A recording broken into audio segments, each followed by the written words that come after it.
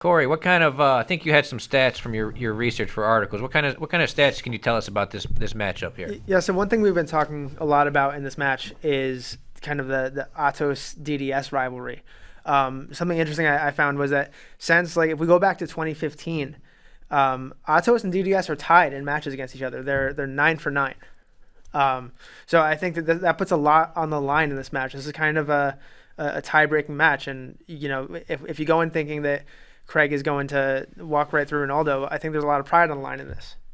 What are some big, like, Atos versus DDS? Like, obviously Gary versus JT comes to mind. Holtz fought Gordon a couple times. Holtz fought Gordon. Well, there's been all these guys in the last year. It's been a bunch of the next generation, right? Ty and Cade and Ethan and so Nicky. that's one of the interesting things is that Atos not only has the lead in the last year, they shut out DDS last year. Wow. Atos went 4-0 against DDS members. Wow, And that's big. It was all like it was all the Ruotolo brothers, correct? It was 3 Ruotolo brothers, and Hulk beat Oliver Taza.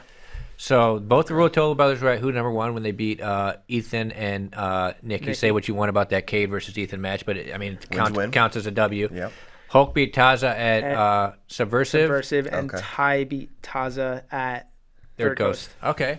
Gotcha. Wow. I mean, that's kind of crazy, to be honest. 4-0, Atos versus DDS in 2020. I didn't put that together. Yeah, 4-match winning streak. I would have never guessed that. I mean, Yeah. 18 matches against each other. So this is kind of like a rubber match in match 19. So it's pretty interesting. But Okay. You got to like your chances with Craig in there and Ronaldo. Both putting their kind of A-team guys out there. Let's see where the chips fall here. yeah, I mean, and it goes all the way to the top, right? Like this rivalry has been going on forever. Like basically, It starts at the top almost. yeah, it started at the first time I basically started hearing about Gordon Ryan was when he was calling out people for cash matches online, and it's like he started going after Galvao right away. Yeah, and like, what was he even a black belt yet? Maybe you just got his It was like black 175 pounds or something. Yeah, way back in the day, a different world. But yeah, I mean, people forget about that. That Gordon's been calling out Andre Galvao for 5-6 years. It feels like he's been calling him out for a long time. And that rivalry specifically between those two, Gordon versus Galvao, it's something that we could possibly see in the future at ADCC, which would be just absolutely insane. That would really put the Atos versus DDS rivalry on the map if it's not already. But yeah, you got to remember that it really started with Gordon calling out Andre, and now here 5 years later, it's the biggest rivalry in the sport. Oh yeah, I think without question the top two teams right now in no-gi grappling, and then you got Gary and JT.